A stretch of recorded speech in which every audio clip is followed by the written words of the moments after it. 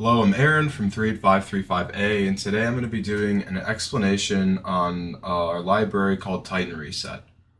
This video is going to go over TitanReset and exactly how it works through our process in our engineering notebook and the code for TitanReset. If you're looking for the tutorial to use TitanReset, I would suggest going through my channel. That video should be there. This is the explanation video and not the installation and explaining how to use it video. This is getting into the real nitty-gritty of exactly how it works. So the first thing, what is TitanReset? So basically TitanReset is a library for pros that adds DSR to your robot, so distance sensor reset capability. It also adds a utility to do some location analysis on your robot. So what is that and what does that mean? Okay, so DSR, which is distance sensor reset, is basically using 4 more sensors placed on your bot to triangulate its position. So on a Vex field, you can imagine that your robot is always at a certain location on that field. And that can be measured however you would like, but the most standard way is by having your coordinate plane where the center of the field is 0, 0, and it goes out to certain locations. The reason I pulled up GRAO right here is because it actually shows really well where stuff is. This is the coordinate of 50, 50, right? So that's where 50, 50 is. And then if you went and you took a ruler and you went 50 inches by 50 inches, you'd end up here in real life. And so there's basically 4 quadrants, 4 positional quadrants really, within this, and that's pretty useful to know. So that's kind of just showing where your location is. And what DSR is doing is it's figuring out this location using the information it already knows. The reason for this is because a lot of the time you can end up spending a lot of time dealing with stuff like odometry drift, and your location becoming off. And since it isn't completely predictable, it's always good to constantly, well, not constantly, but be occasionally resetting your location so that you can have more consistent autons. One big thing this really matters in is skills. Since you move so much over the field, it's really good to have a consistent auton and kind of know exactly what you're doing instead of just hoping that it will drift in the same way every single time. So that's kind of what I mean by that. I think I might have an image of the coordinate of the quadrants. So that's pretty important, knowing where these quadrants are in the field. You can kind of see it in the GRAO thing too, is this is positive, positive and stuff. So how does that work? Your first thing that you do is you end up placing 4 sensors on each side of your robot. So for our world's robot, as I have the CAD right here, we had a sensor right here. Well, these are all distance sensors. 1 distance sensor here, 1 distance sensor here, 1 distance sensor right here, kind of seeing through the match loader, another distance sensor on this side. So basically that gives the robot the ability to look in all 4 directions going out of its location to kind of see where it is on the field. An example of that would be kind of in this field CAD with the robot put into it, where it could use these sensors, as you can see right here, to kind of go and measure its distance from the wall. So basically what it's doing is that if I go into inspect and measure, I can measure the distance between 2 planes, right? And so let's say, as it says, this is 16.867 inches, right? And let's say I take that measurement, let's just call it 17 inches for example. And I take this measurement right here, where I go from the face of the sensor to the wall, 20 inches, right? So basically what I'll be doing is I would tell the robot, hey, I'm in this quadrant, I'm in the positive, positive quadrant, and I'm 18 inches away from the wall, and I'm 20 inches away from the wall here. Where am I? If the end of the wall is around at 64 inches, that means that it would be approximately somewhere I don't know, kind of somewhere right here. So kind of at this 48, 58 type of thing, right? So that's what distance sensor resets are, and making that in a way so that it's predictable and can be used anywhere on the field is a full DSR implementation, which TitanReset does for you. It hides and abstracts all the math, but you are still expected to know it, of course, considering the judging process in V5RC. So let's kind of go over how TitanReset itself works. So the first part is getting some basic data, right? The basic data here is your heading, right? So how much your robot is turned. So if I go into the move thing, basically your heading is how much your robot's turned. So it's at 0 degrees right now, but if I turn it to 45 degrees, it's at 45 degrees. That's really critical considering all the angles, and the sensors will be at an angle when they read it. Angles, even if it's minor, having the ability to interpret angles really matters, since even if it's like 5 or 7 degrees within a normal range of error, you want to be able to account for that to have the most consistent resets. The next thing is the quadrant. So what quadrant your robot is in. As I went over before with this image that kind of shows like which quadrant your robot is in. Basically, what you want to do is your robot wants to know which quadrant it's in so that it can know which sensors to use. With distance sensor resetting, it's only really applicable to use 2 sensors at the same time, because those are the 2 walls that are closest to you, and anything else could be unpredictable behavior. So you need to know which quadrant you're in and your heading. The way that the robot knows which quadrant it's in, sometimes as there's a method call that doesn't include it, is it uses the current odometry position to gauge that. So these 2 like bits of information can generally be inferred using the information already present on the device. So as I said before, like the robot has an IMU attached to it, inertial sensor, and that will read its heading. So next step is knowing which sensors are closest to the wall. So which sensors are relevant, right? In this example, if I turn the robot back, basically you can kind of see that the sensors that would be relevant in this reset would be the ones closest to the wall. So as I went before, this sensor right here, and then this sensor right here, right? So TitanReset's basically going over which 2 sensors are closest to the walls so that I can use it to perform an accurate reset. And so what does that kind of look like, right? When you call the function perform DSR, which basically infers your location, your already known position quadrant, and then also infers your heading, the first thing it's going to do is it's going to obviously get that information, right? As you kind of see here, get quadrant gets your current position quadrant, and then it's going over and it's getting your pose, and then this is the big one right here, get position calculation. So what does that kind of look like? So the first thing it's going to do is it's going to take your heading, and it's going to be like, which heading quadrant is this robot in? And you might not know what a heading quadrant is. It's something specific to TitanReset, but I found it pretty important. So let's say in this example, as I was showing before, you can kind of see like where the robot is on the field. In this example, the heading quadrant would be 270 degrees. So I know this is the override field, but if it was kind of here, you can kind of see where the robot would be pointed, right? 270 degrees. The way that it deciphers heading quadrant is this function right here, quadrant recursive. Actually, no, this just takes your heading down. This doesn't actually, oops. So it normalizes the heading using quadrant recursive, as you can see right here. And then it gets sensor relevancy. So this is the one right here. So basically, if it's within these certain domains, it returns a quadrant of your heading. Since every 45 degrees turned, it switches to 2 different sensors to read the walls. And so whichever one fits that description best, it's going to use. So yeah, as I said before, it figures out your heading quadrant using that sensor relevancy function. And then it figures out your position quadrant, basically just using your current position, as you can kind of see right here. Chassis, get pose. Pretty simple, right? And then it uses this matrix right here to determine which sensors to use. The way that this is implemented in code is it uses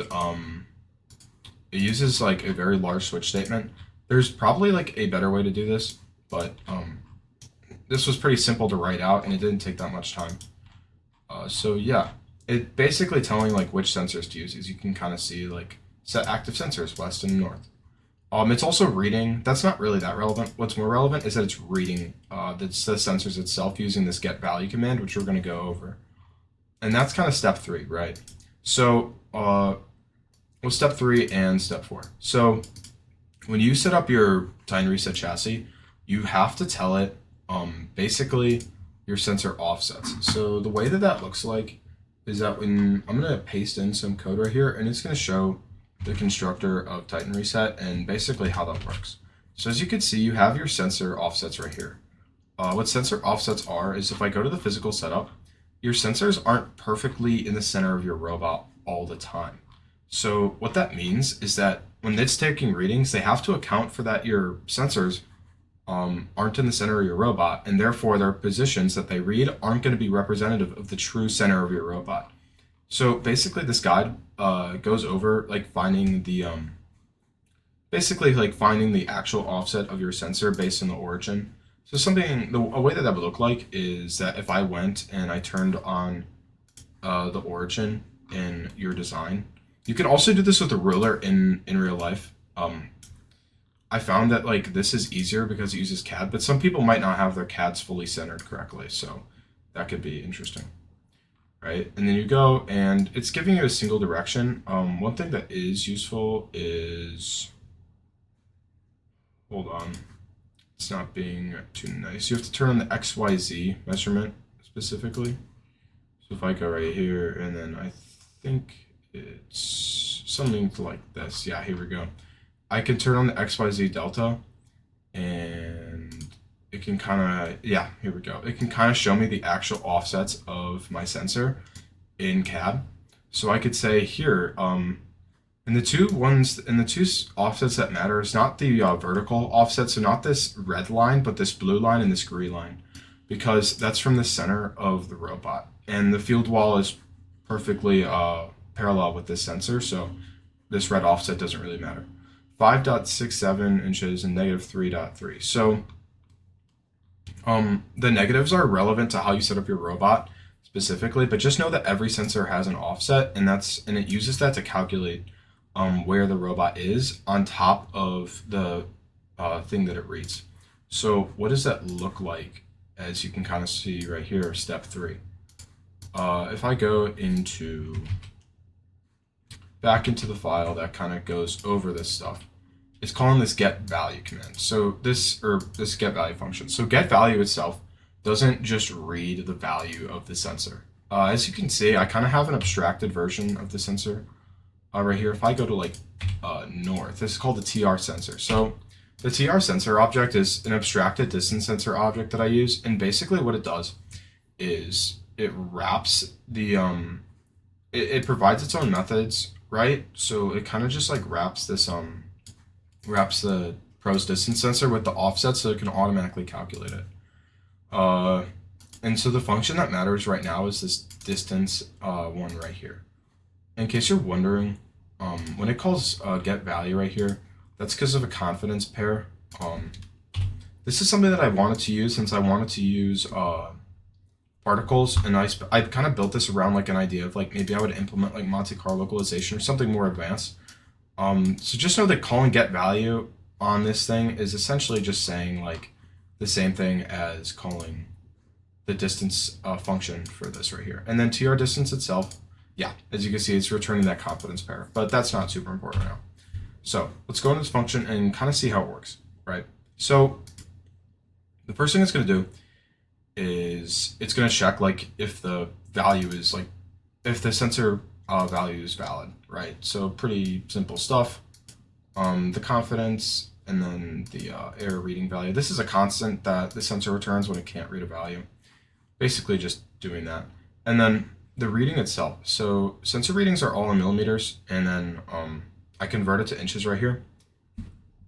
And then what I do is I get the relative square of the heading. So what does that look like, right? Basically what this is doing is it's finding like the nearest, well, as I said, nearest 90-degree increment to the wall. So if you split a circle up into 4 sections, how far are you from the closest section wall, right? That's basically what that's doing.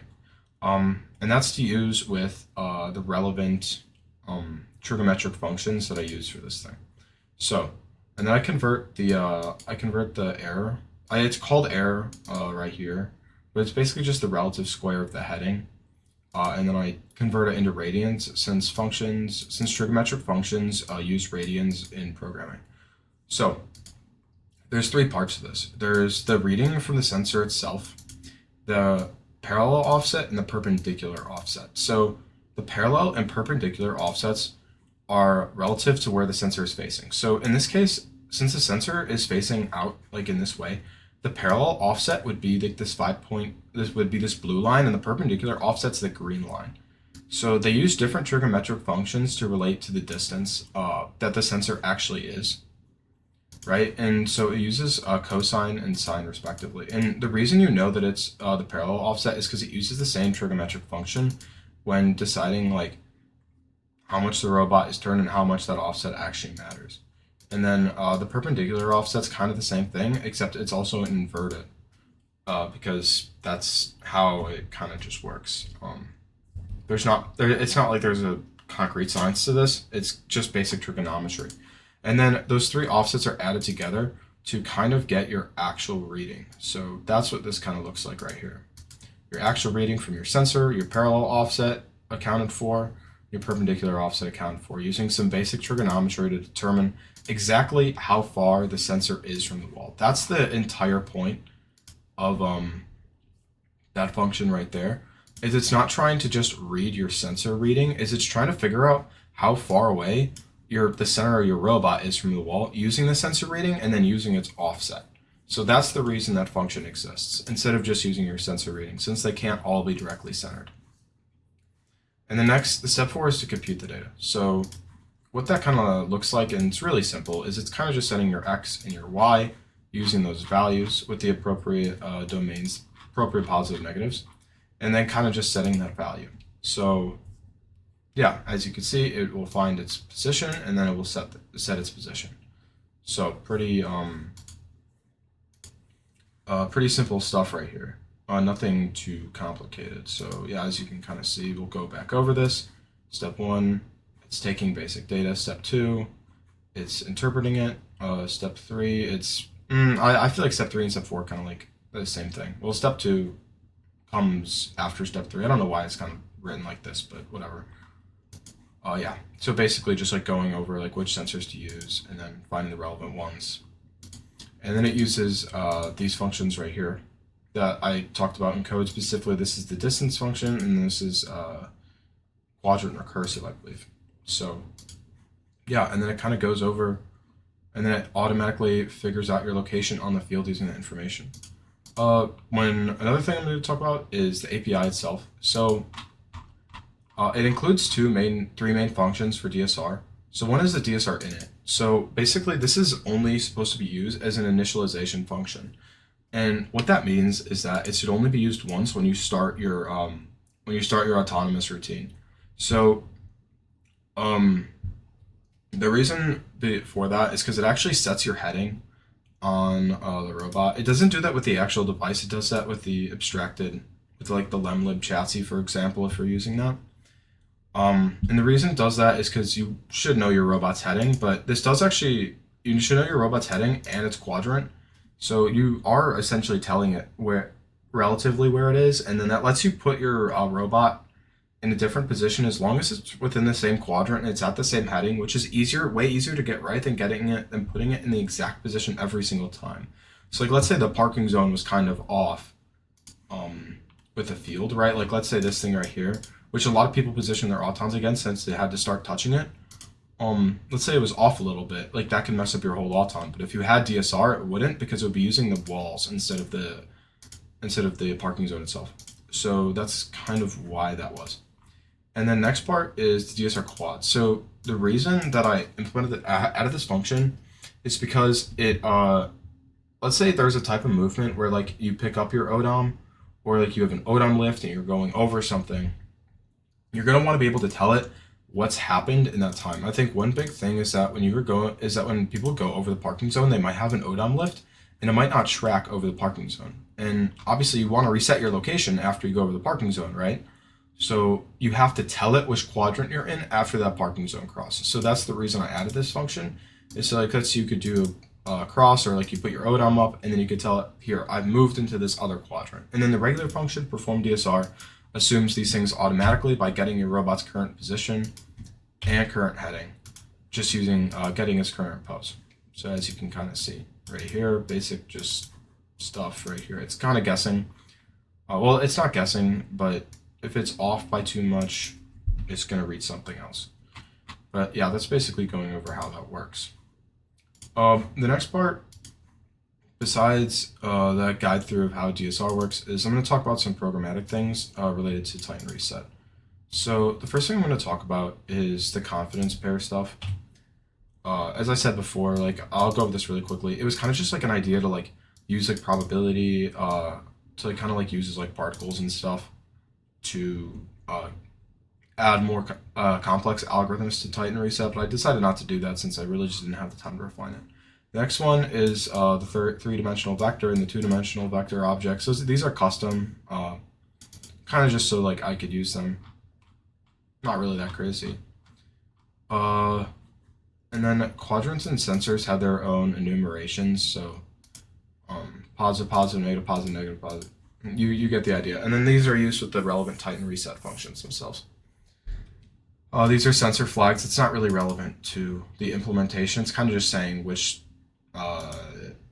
sensors are being used at any given time. So the next thing I'm going to go over is the abstract drive base class. So the reason this exists is I wanted TitanReset to be able to use it to be able to be used in a template neutral environment. So like let's say you have your own template on Pros. If you wanted to, you could be able to use this because the way that when it calls the functions inside TR-chassis, like let's say for example, it's calling that getPose function, it's not calling it on the lemlib object, it's actually calling it on this. So this is like a pure virtual class basically, and or kind of just like an interface. I don't know why it's called abstract, whatever. It's defining basically an interface of two functions that you have to implement relevant to your specific template. It's really simple, just getPose and setPose. So your X, Y, and theta for both things. And then I'm going to go over a basic implementation of that. So the one that I provide in TitanReset itself is a lemlib version of this. It's a TR lem base where it kind of just goes, it kind of implements the drive base abstract class and goes over basically how like you could do it. Include a pointer to your object, or maybe not. If you want to, you don't have to. I did this for efficiency because you don't want to copy the lem chassis object. You want to keep references to it instead. So basically the way that it works is you create it by passing in the pointer, and then it provides these function implementations, setting its position and giving its position. So yeah, you could do that with any template. You can install this in Pros, and then just since this is a header file implementation, you could just uncomment this entire thing, and then it wouldn't use these functions, right? You would also have to uncomment this line too, and then comment out this constructor. But this constructor is useful because it shows how you can use this. The reason I included it is because for less advanced users, they might want to just put the lemlib chassis object right into here and not have to wonder about why they have to create some TR lem base object, and they wouldn't really know what that is. So that's why I did that. This is also a header file implementation, so you can just comment it out and it won't affect the compilation or the binary itself. Yeah. That's basically what it's going over. Here are some basic constants that I use. Not really that crazy. The next thing I want to talk about is location analysis. So basically what that is it's going through and it's making a file, and it's every 50 milliseconds, it's pasting your location out of the file. And then the reason I flush the output after the 50 millisecond delay is because sometimes your program can crash in the middle of an auton, and if you lose all that information, it's kind of useless. So I found having it constantly flushing is more convenient in case something goes wrong. This is also asynchronous so that it doesn't take up too much, it doesn't block the main thread and stuff. Yeah, and then once you do that, it'll kind of have output, it'll give some basic output of a file, And an example of what that file would look like is it's just a bunch of coordinates. So yeah, kind of something like this. That's kind of what it looks like. It's constantly reading your position and pasting out into the file with commas separating each coordinate. So I'm going to go over an example of what that looks like with this tool. It's written in Python, kind of just for portability, and then so it can be used on other things. It does use, as you can kind of see, tkinter, numpy. You'll probably have to install those libraries in Python, but once you do that, you'll be able to use it. So let's basically show how it works. The first thing is you have a match field and skills field. I do plan on updating these PNGs to the override ones. It's not that hard. You can use a picture of like any size. Theoretically, you can put whatever picture you want, but whatever. But yeah, let's say I want to analyze the skills field and then go over a skills run. So here are some things that I pulled off my micro SD card, since the location analysis writes to your micro SD card. So let's sort by size to show the more interesting ones. As you can see, skills March 9th, 2026. So yeah, whenever this was. It's kind of, yeah, so this is showing the segment 2 where the robot thinks it was. And this is an example of why I had to tell it which quadrant is in. As you can kind of see, here we go. I'm trying to zoom in, but as you can kind of see, there's a big like jump right here, and that's when DSR is really useful. So obviously, like the odometry kind of did track over the thing, but it definitely got off. And so doing that reset right here was really, really helpful, because that's where the robot actually was versus where it thought it was. So stuff like that, really. And then the rest is pretty basic. Gets those blocks, goes back. So pretty simple stuff, nothing too crazy. Yeah, and that's the entire location analysis tool. It's really, really convenient and useful to kind of see when like stuff like goes wrong. And then being able to decipher it's a lot easier rather than just reading a bunch of coordinates from a file and not really understanding what it means. Yeah, so I think I've gone over everything I wanted to go over in the TitanReset explanation. And yeah, I think that's pretty much it.